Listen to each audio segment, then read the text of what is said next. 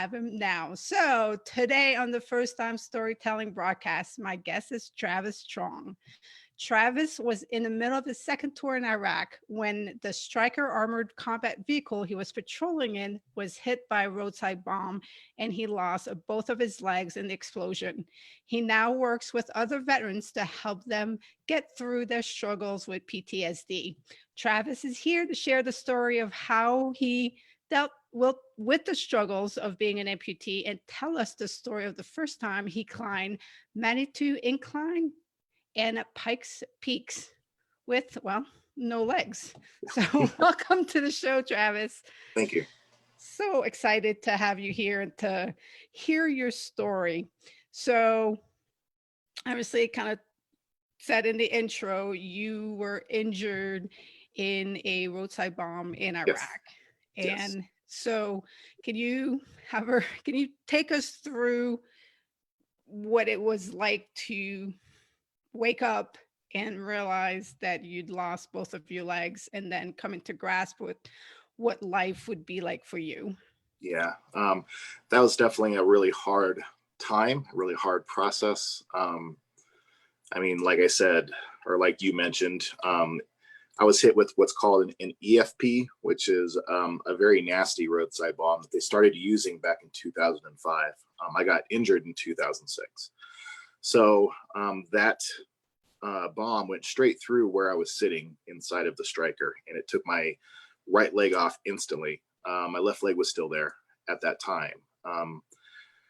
It was really weird because I've said this many times before. I've told my story so many times, but like I didn't feel any pain. I didn't feel anything. Like I didn't even know that I was injured. I just knew that we were hit. I've been hit many times before, so I knew exactly what happened. I just didn't know the extent of what happened. And it wasn't until everybody got out of the Stryker and I was still trying to figure out what's going on. And then I just kind of internally knew there was something wrong. Like I just knew like I was injured and I was hurt. I tried to get out of the Stryker, didn't get very far, got off my seat, and that's when I kind of blacked out. So I woke up in the Baghdad hospital the first time, which is in the green zone. And that's when I kind of realized that both my legs were gone. And so, of course, after that, they got me to Walter Reed within about 2 days. So it was a pretty fast process. And then that's where I kind of started my recovery process. It was definitely hard. I didn't know like how I was going to function in life. I didn't know how I was, all these things run through your head, and you just don't know how you're going to live life. And for the longest time, I mean, I had anger issues, I had other problems and stuff for a while. And there came a point in time, probably a good maybe 4 or 5 years after my injury, that I kind of decided, listen, I either have to kind of start living life the best that I can and do the things, try and challenge myself again and be the best that I can, or just roll over and die. And I didn't want to die. So I kind of just changed and started doing things that were a challenge, and started challenging myself to do things that are extremely hard. And that kind of gets me through a lot of the times that I feel like I can't do stuff is I go, no, yes, you can, and let's go do it. So Isn't that's so wild how challenging yourself beyond into the crazy is what gives life the value and the importance, and it's worth living yeah, because you realize there's so much more I can do, and it really doesn't, like, that doesn't matter. What matters yeah. is what I have, what my thought process is and what I'm thinking. But as so during those challenging times that you had, like, what was helping you? Were there people that the things that they were saying, they were able to be there for you? Or Yeah, I had people with me at that time, and definitely kind of getting involved with other nonprofits during that time, getting involved with other vets who are injured and stuff definitely helped. And that's what kind of gave me like more of a purpose of wanting to help other veterans too. because I see a lot of veterans who are kind of like stuck in that mode that I was stuck in when I had to make that choice of like, listen, we got to make this the best that we can. And regardless of what happened to you, it happened, and you can't change it. You can't change what happened. So sitting and feeling sorry for yourself isn't going to change anything. It's not. And so, there's a lot of veterans that I know who are in that mode, and they've been in that mode for a long time, and they don't know how to get out of it. And, unfortunately, I've had friends who have committed suicide. I know a lot of veterans. I got a lot of veteran friends who post, hey, this, one of my friends just died and everything else. And it happens all the time. And it really hits me because it's like, these guys survived so much, and then they come back home and then they feel like they're nothing. And that's something that I want to try and help with. And I always say, I know that I can't stop, or I can't make that 22 a day rate drop to zero. I know I can't do that, but if I can help one or two people, that is a goal. That's what I'm trying to do, So. Yeah. Well, that's a great purpose and mission to have, to assist others. Yeah. So let's talk a little bit about what is it again? The The Manitou. Manitou Incline. What Yes. is the Manitou Incline? The Manitou Incline is down here in Colorado Springs. It used to be an old mining, like a mining trail that went up a mountain, and they stopped using it a long time ago, but the stairs were still there. And so people just started going up the stairs, and it got more and more popular over the years. And it's now become like kind of a staple here in Colorado Springs. People from all around the world will come here and try and go up the stairs. And it's a pretty extreme trail. It starts at the base. So it starts about 5,000 feet, and it goes up almost 2,000 feet within less than 1 mile. So it's a pretty steep trail. And it's 2,768 steps, I believe, somewhere around there. So yeah, it's a fun trail to go up, but it's definitely hard. So what made you decide that you were going to do it? I've always wanted to. I've been in Colorado for a while, and I was living up in Denver and stuff, and I've always wanted to try it. It wasn't until I moved down here to Colorado Springs, and there was another woman who did it. Her name's Mandy, and she is a double amputee also. She lost her legs in a train accident.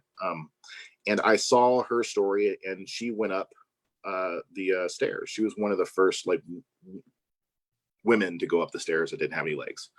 And that really inspired me, because here I am really wanting to do it, but just never did. I'm procrastinating, and it's that would be fun to do, but I just never did it. So after watching that, I was like, you know what? I'm just going to go ahead and do it. So I just went one day and just went up. I love it. Isn't it great when it's just changing your mind, just making a decision? Yep. I'm going to do it. Bam. Yeah. Then you do it. What was it like doing it? Well, it was a very hot day. I only brought a small camelback of water. I wasn't really prepared. I didn't bring any food. I just was stubborn. I was I'm just going to go climb this thing. So I went up it, and it was definitely a humbling experience. It's hard, very hard. But it was a good challenge. I think it took me about 3.5, 4 hours going up at that time, because it was hot. I was taking lots of breaks and everything else. And I was talking to people on the way up, because it's a pretty busy trail. There's a lot of people who go up it. And so, you talk to a lot of people, because they're like, oh my God, there's a guy with no legs hopping up this thing. So they all want to ask questions and everything else. And so it took about a good 4 hours going up. And then, of course, once you get to the top, you're like, well, I got to go back down now, so it's not over yet. So I just went 4 hours, and it took about a good 2.5 hours or so, maybe 3 hours going back down. So that day was a long day. And back down is back the stairs. There's no back path. Down the stairs. Okay. Yeah, so there is a secondary trail. It's called the bar trail, that runs alongside of the stairs, but it's about at the top of the stairs. If you were to take bar trail back down, it's about a 4 mile trail, Whereas going back down the steps, it's less than 1 mile. So I'd rather go down the steps than hop 4 miles down a trail. So I end up usually just going back down the steps. So Did you go by yourself? that first time, yes, I did. Oh, I did. wow. Yeah, just went by myself, just did it. I was like, I'm just gonna go do it. So that was the first time. I've done it about 5 times now, and a couple times, all the other times I've done it with other people, and a couple times the news came out and everything else and did some stuff on me when I did it.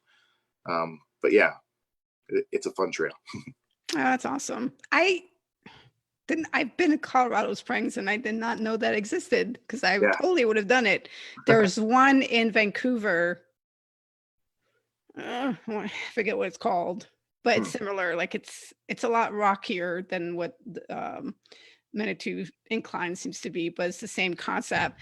However, you don't have to go back down if you don't want to. There's a Oh.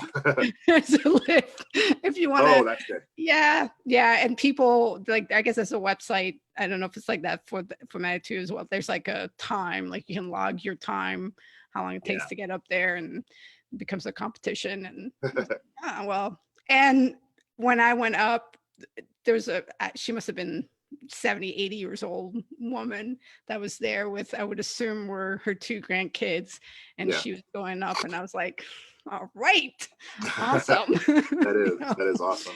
It's really cool to see all the different people who try and take the challenge going up, because not all of them make it. There's a bailout point, like probably 3/4 of the way up, and so you have a chance to kind of go take that bailout point and take the trail back down.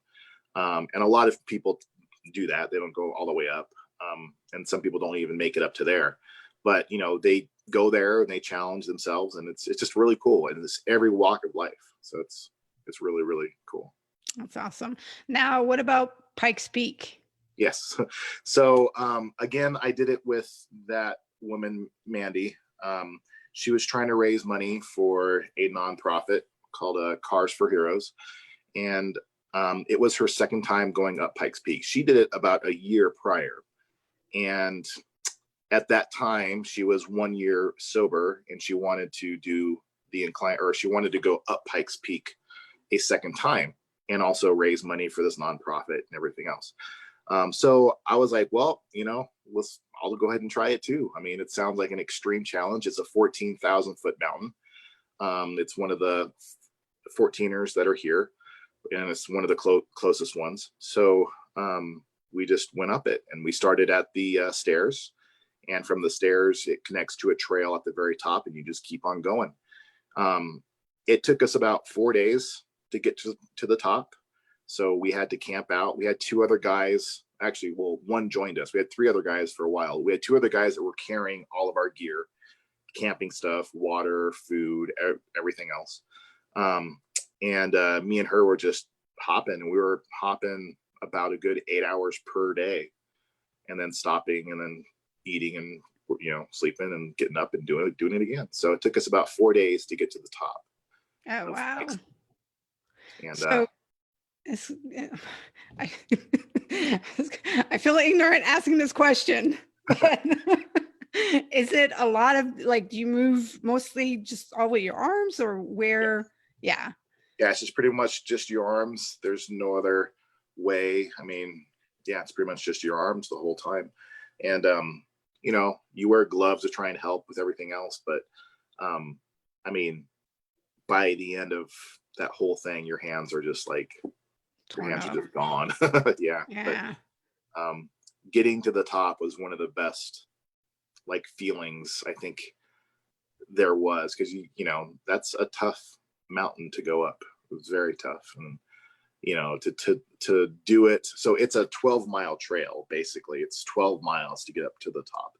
And being at the gym and hopping, we figured out that hopping a 1/4 mile for me, all right, if I'm hopping on the ground a 1/4 mile, it's about the equivalent of somebody running 1 mile, all right, time wise and effort wise.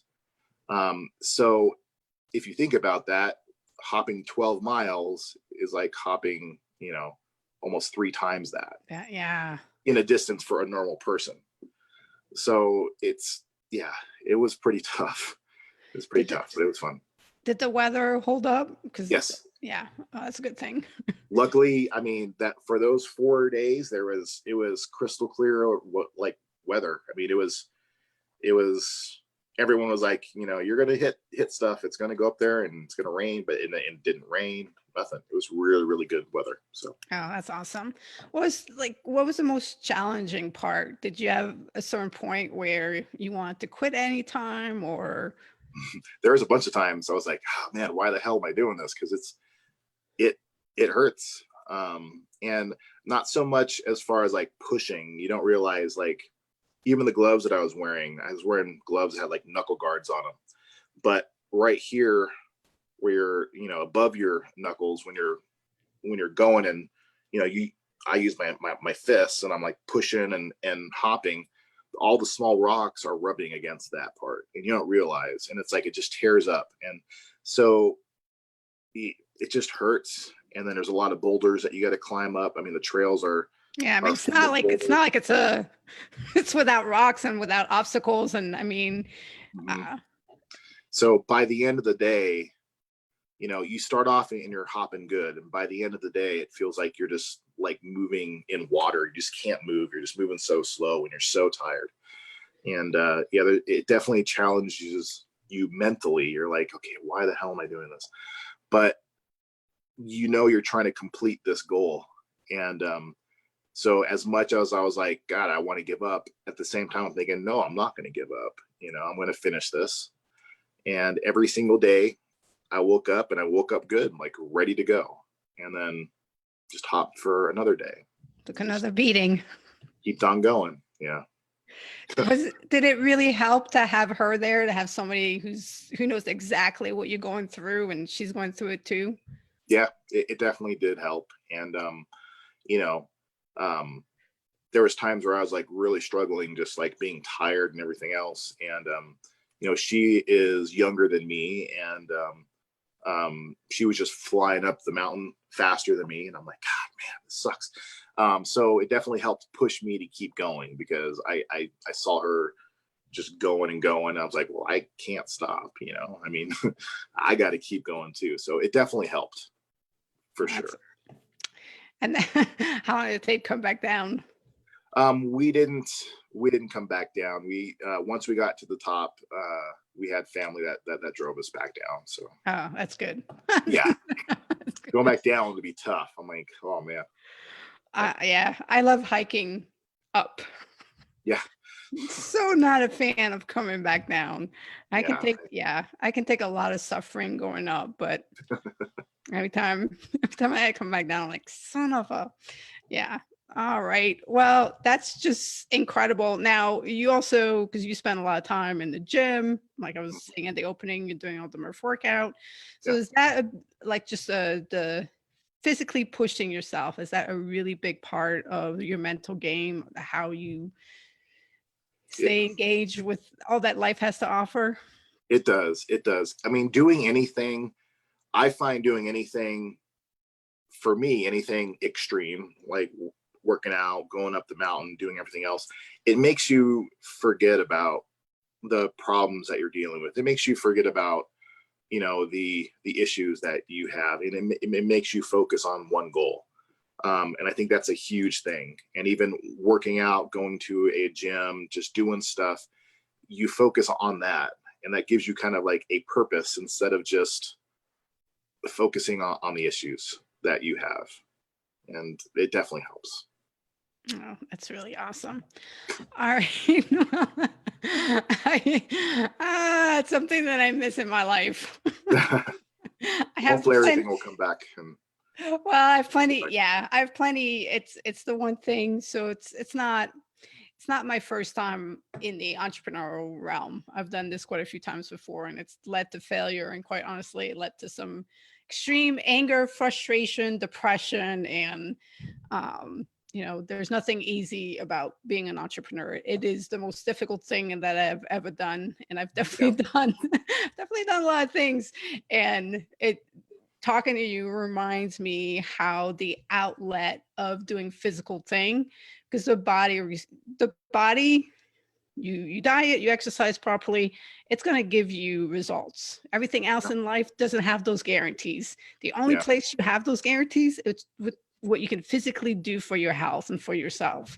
So, this is a splendid reminder of that, and just how good it is for the mind. It Absolutely. is. I So, mean, yeah. the only thing you can really control in life is you. I mean, the only thing you can't control a lot of stuff in life, but you can definitely control your health and all of that kind of stuff. So Yeah. And doing little things, learning new little things. I finally did more of my practicing. I'm trying to learn how to juggle. I refuse to come out of quarantine without knowing how to juggle. So I've got the two it's a good goal. socks. I've got the two socks down pretty good. I got to figure out how I'm supposed to add the third one to the equation. I think that's when it gets difficult. It does. It's a little bit. There was a point in time when I was a kid where I learned how to juggle three, and I was pretty like, yay. Once I got it, I was like, oh my God, I got it. So yeah. Yeah, I'm so impressed with my two, and I can switch because they said don't even bother with three until you can do two, switch hands and go back and forth. I'm like, okay, I got this down now, and I'm like, maybe I should just stop here. I'm ahead. Keep on going. Keep on going. Right. All right, let's switch over. Let's play the first time lightning round. Okay, so the way that this works is I'm going to throw some options out there for you. If it's something you've done before, you say up, or you've already done it. If you're on the app, you would swipe up. If it's something you've never done, not interested, then it's left. And if something that you've never done would like to do, then it's right. So what do I do? Well, I mean, I'll just give you something, and if you've done it, say up, done it, or left or right. So okay. All right. Build a sandcastle. Up. Up. Done that as a kid? Yes. Big ones, little ones? Do you remember your first one? It was small ones. It wasn't big ones, but it was at the beach and stuff down in California. So yeah. Oh, nice. All right. Go to an aquarium. Yes. Up. Up. Do you remember your Denver? I think I've gone to aquarium when I was younger, but I definitely went when I was older. So.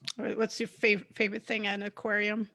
Oh, I don't know. Like here in Denver, they got tigers actually at the aquarium, which is kind of crazy. So yeah. A little out of place, indeed. It is a little bit. It's pretty cool. All right. Attend an improv class. Down. Never done that. Okay, so never done it, would like to do it is right. Never done it, don't want to do it, it's left.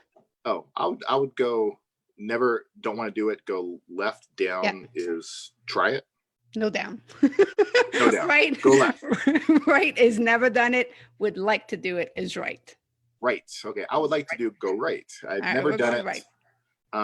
It sounds fun. I just never had a chance to go do it. I know there's a lot of classes that you can take and everything else. And I'm kind of like more of an introvert person. So, doing stuff like that is like kind of a little bit scary, you're like, okay. Cause like, you got to think of stuff on the fly and people are judging you or not judging you, but they're watching you. And so it's definitely something I would like to do because, it helps me, especially doing a lot of interviews I've done. I've done a lot of stuff on TV. I've spoken a lot. I've spoken to schools and I've done a lot of stuff, but I would like to get better at it. And definitely, I think improv will help with that. So, yeah, I would definitely recommend it. I've been to a few improv class, but the last one I went to, I realized that it's not so much about being able to speak on the spot, but be able to communicate with other people because a lot of it, because you start, I have to finish or I have to continue, and that's having a conversation. Yeah. And so I definitely enjoyed it, and I will let you know I'm trying to do a online improv class because there's no reason why you shouldn't be able to do it online. So I'll let you know if we do that, and you can have your first. Okay. All right. Next one, stained glass. Stained glass. That would be is down. Don't want to do it. Is that what it is? You love the down left. Left. Okay. Left. I don't have any interest for no interest. All right. Eat Cajun food. Up. I have been to not my favorite food, but yeah, I'm there with you. but I have eaten it before. So Yeah, I lived in New Orleans for 5 years, and it's a little too on the fatty side mhm. for my taste. All right, play Spanish 21. um, that is, I've never even heard of that one, so I don't know what that one is. So it's similar to blackjack, but there instead of 52 cards, there's 48 cards. There's no Oh, 10 in the deck. okay. Yeah, I would go left. I would like to play Right. right. Go right. Go right. Right. I would It's like all right. to learn. Sure. All right. Do Sudoku. Up. Yes, I used to do that a lot. It's All definitely right. a fun game. I love it Never. because it really challenges. It really makes you think, which is nice. So it's still on my list. I've never done a Sudoku yet. Really, it is fun. I- And once you start, you just kind of like get into it. It's pretty cool. Yeah, during one of the exercises that I was running, the one of my docs that were there he was teaching somebody else how to do it, and I was like, I really wish I had time right now to sit down and do this because I Yeah. want to learn. But yeah, go to a rock concert. Up. I've gone to a few of them. Do you remember your first one? Yes, I was back in high school. My very first concert was Megadeth, and who was the other band? It was some other band that was there. That was my very first concert ever. So and I was probably maybe 17 at the time. So very nice. All right. Cook on a campfire. Up. Yes, I used to go camping a lot. My mom used to bring me camping when I was young a lot. So I've done a lot of camping in my life. Was there a family specialty that was cooked on the campfire? Not really. No. Just whatever we had. Beans and bacon? Pretty much, yeah. All right. Go bobsledding. I would do left. I've never done it, but I would love to. All right. Right. Right. God. Okay. Right. Thank you. It was the last one. One of the few places, Colorado was one of the few places that have bobsledding. I didn't know. Yeah, I've always, yeah, I mean, I'm always up to do that kind of stuff too. So I would definitely love to try it, but never have. So this week on the Expert Advice for Your First Time series, I interview Olympic athlete who is a bobsledder, and I think she said, I forget where in Colorado, but it's one of the few places. And she mentioned it's a lot like being in a trash can and being thrown down a hill. So I was like, well, thank you for that piece of information. It's on my list, and I'm glad to know that it's not going to be a pleasurable ride. Yeah, I think it's more of the adrenaline rush that you get. Yeah, exactly. Down. It's just, I don't know. But yeah, it looks like fun. I agree. She did say just be prepared for it to be extremely bumpy. Okay. Roger. All right. So next question is today's prompt. So today's prompt is first time ever on stage. First time ever on stage. Like an actual stage or just in front of stage people? Yeah, stage. I don't think I've ever actually, well, no. I mean, so maybe one of the first times on stage was, it was at a school, and I was told that I was just going to be speaking to a small class. I wasn't prepared. I just thought it was going to be a small group of kids that I was going to talk to. I found out when I got there, it was for Veterans Day, and it was the whole school basically. And so I had to get up on stage, and I was like, because back then I didn't really speak too much, and then on top of that, speaking to like a ton of kids. So it was a little bit overwhelming, but I kind of pulled through it. Since then, I've kind of learned to get a little bit more prepared when I do that kind of stuff. So, but yeah, that was the first time, and that was probably maybe 3 years after I was injured. No, about 4 years after I was injured. So how did you get through it? Like, how did you? I mean, obviously, you had to wing it. Yeah, I just kind of told my story and then just kind of rambled on for the rest of the time. I don't remember exactly what I said, but and then just had the kids ask questions and stuff.